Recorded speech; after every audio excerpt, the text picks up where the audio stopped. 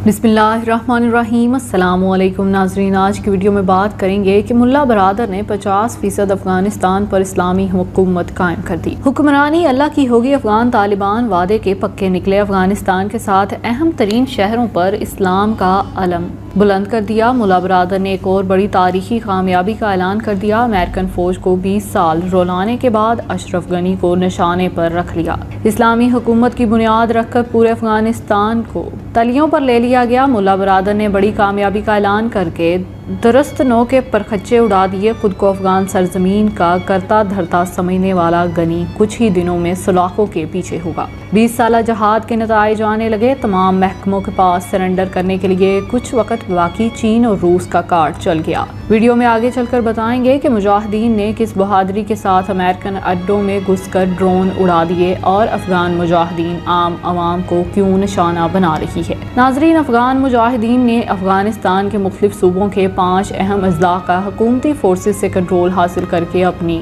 अलमदारी दायर करने का दावा किया है। इस खबर की तस्दीक करते हुए आलमी इदारों का कहना था कि अफगान मुजाहिदीन के तर्जुमान ज़बीउल्लाह मुजाहिद ने सिलसिलावार ट्वीट में लिखा है कि ज़हरुल ज़गान, गजनी और नूरस्तान के अहम अजला का कंट्रोल हुकूमती फोर्सेज को पसपा करके हासिल कर लिया गया है। नाजरीन, इससे कबल अफगान मुजाहिदीन ने मैदान उर्दन में बोगलान और लगबान के 4 अजला में भी अपनी हुकूमत कायम करने का दावा किया था। इसी तरह मजमूई तौर पर 9 अजला पर अफगान मुजाहिदीन की मुकम्मल हुक्मरानी कायम हो चुकी है। इस हवाले से अफगानिस्तान के वजारत दाखिला के तर्जुमान तारिक औरियान ने आलमी खबर रसां से बातचीत की। इन्होंने अफगान मुजाहिदीन के दावे को मुस्तरद करते हुए कहा कि अफगान सिक्योरिटी फोर्सेज ने हिकमत अमली के तहत पसपाई अख्तियार की है। अफगान मीडिया के मुताबिक अफगान मुजाहिदीन जंगजुओं ने काबुल समेत मुख्तलिफ सूबों के 5 अजला में दाखिल होकर सिक्योरिटी चेक पोस्टों पर कब्जा कर लिया। गुमसान की झड़प के बाद सिक्योरिटी एहलकारों को पसपाई अख्तियार करने पर मजबूर कर दिया गया। नाजरीन, वाज़ेह रहे कि अफगानिस्तान से अमेरिकन फौजियों के इनखला का आगाज हो चुका है,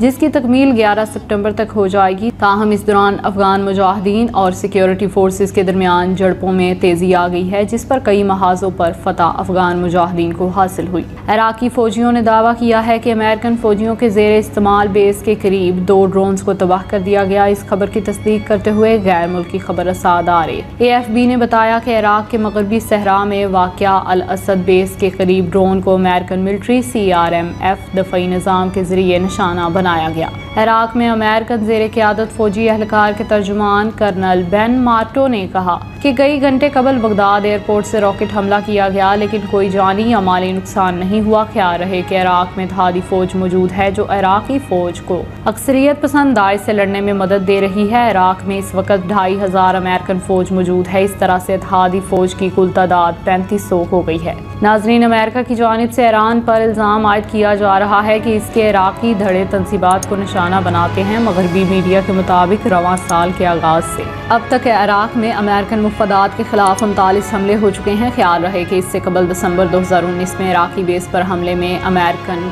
कॉन्ट्रैक्टर हलाक हो गया था। इस हमले के बाद अमेरिका ने हिजबुल्लाह के खिलाफ फजाई हमले किए थे, जिसकी वजह से बगदाद के सफारत खाने पर एहतजाज सामने आया था। नाजरीन, बाद अज़ां बगदाद में अमेरिकन ड्रोन हमले में ईरानी जनरल कासिम सुलेमानी हलाक हो गया था। ईरान ने रद्द अमल में इराकी फोर्सेज पर मिसाइल हमले किए थे। ताज़ा तरीन इत्तलात के मुताबिक अफगानिस्तान में सड़क किनारे नस्ब बम फटने से खवातीन और बच्चों समेत 11 अफराद हलाक हो गए थे। इस खबर की तस्दीक करते हुए गैर मुल्की खबर रसां एजेंसी ने बताया कि बम के जरिए बस को निशाना बनाने का वाक़या मगरबी सूबे बल्गीज में पेश आया, जिसमें अमेरिकन फौज के अफगानिस्तान से निकलने के मुकम्मल इनखला से कबल कशीदगी में इजाफे का खदशा बढ़ गया है। खबर रसां एजेंसी AFB के मुताबिक किसी ग्रुप ने धमाके की जिम्मेदारी कबूल करने का दावा नहीं किया। ताहम बल्गीज के गवर्नर हिशामुद्दीन शम्स ने मुजाहिदीन पर बम नस्ब करने का इल्ज़ाम आयद किया। मुजाहिदीन के जनरल की तरफ से इस इल्ज़ाम पर कोई रद्द-ए-अमल सामने नहीं आया। सूबे का एक और अहदेदार खुदादाद ने अपनी हलाकतों की तस्दीक करते हुए कहा कि धमाके का निशान न बनने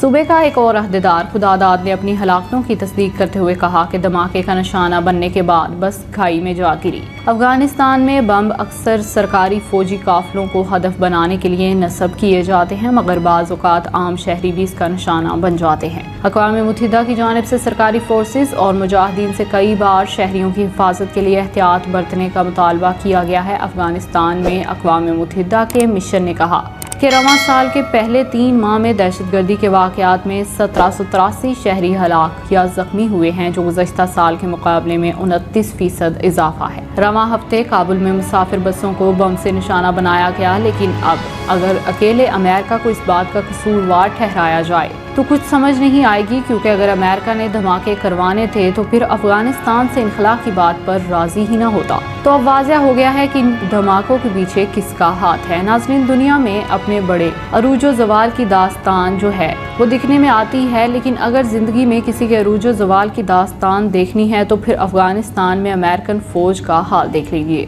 ان کے ماضی کا بھی پتہ چل جائے گا اور ان کے مستقبل کا بھی آپ کو پتہ چل جائے گا۔ آج تاریخ کا وہ لمحہ ہے جب خدا کو چیلنج کرنے والی، اس کائنات کو بنانے والے کو چیلنج کرنے والی، خدائی لہجے میں بات کرنے والی، دنیا کے سامنے اپنے پلانز رکھنے والی حکومت شکست کھا کر واپس جا رہی ہے۔ آج وہ پلیٹ اتر چکی ہے جس کے اوپر لکھا جاتا تھا کہ ہم کبھی شکست نہیں کھاتے۔ ناظرین، امریکہ کا کہنا تھا کہ یہ الفاظ جو ہیں ان کو کوئی مٹا نہیں سکتا، لیکن افغانستان کے طالبانوں نے یہ الفاظ مٹا دیے۔ اب امریکہ والے رخصت ہو رہے ہیں۔ ناظرین، بات کرتے ہیں بگرام ایئر بیس کی۔ 32 ایکڑ پر پھیلی ہوئی ہے یہ ایئر بیس، جس کا تقریباً 3600 میٹر رن وے ہے۔ وہ بگرامی ایئر بیس ہے جس کے اوپر امریکہ نے ناظرین اربوں ڈالر لگائے ہوئے تھے۔ 2002 میں اسے بنایا اور اب سمجھ لیجیے کہ یہ امریکہ کا GHQ تھا۔ جس طرح GHQ ہیڈ کوارٹر ہے پاکستان کا، اسی طرح امریکہ کا پورے خطے میں GHQ یہ سمجھا جاتا تھا بگرام ایئر بیس کو۔ امریکن فوج کا ہیڈ کوارٹر تھا، یہ کوئی عام جگہ نہیں تھی۔ یہی وہ بگرام ایئر بیس ہے جہاں پر ڈونلڈ ٹرمپ جایا کرتے تھے اور وہاں پر جا کر اپنے فوجیوں کے ساتھ ملاقاتیں کرتے تھے، بیٹھا کرتے تھے۔ ڈونلڈ ٹرمپ سے پہلے اوباما بھی جایا کرتے تھے اور اپنی فوجیوں کو پوری طرح سے موٹیویٹ کر کے آتے تھے۔ ناظرین، 13,000 تو خالی نیٹو کی افواج ہی یہاں پر موجود ہوا کرتی تھیں اور یہ ایک پورا شہر ہی ہے، منی سٹی بھی کہا جا سکتا ہے اسے، وہ خالی ہونے جا رہا ہے اب۔ اس سے پہلے امریکہ نے کندھار ایئر بیس بھی افغانستان کے حوالے کی تھی۔ ناظرین، امریکن فوج کے زیر استعمال جو بگرام ایئر بیس تھی، چند ہی روز میں اسے افغان فورسز کے حوالے کر دیا جائے گا۔ ڈان اخبار میں شائع ہونے والی فرانسیسی خبر رساں ادارے AFP کی رپورٹ کے مطابق ایک عہدیدار نے کہا ہے کہ یہ وسیع ایئر بیس سوویت یونین نے 1980 میں تعمیر کی تھی، جو افغانستان میں امریکن اور نیٹو افواج کے زیر استعمال سب سے بڑی سہولت کار ہے، اور افغان جنگ کے عروج میں یہاں لاکھوں فوجی تعینات تھے۔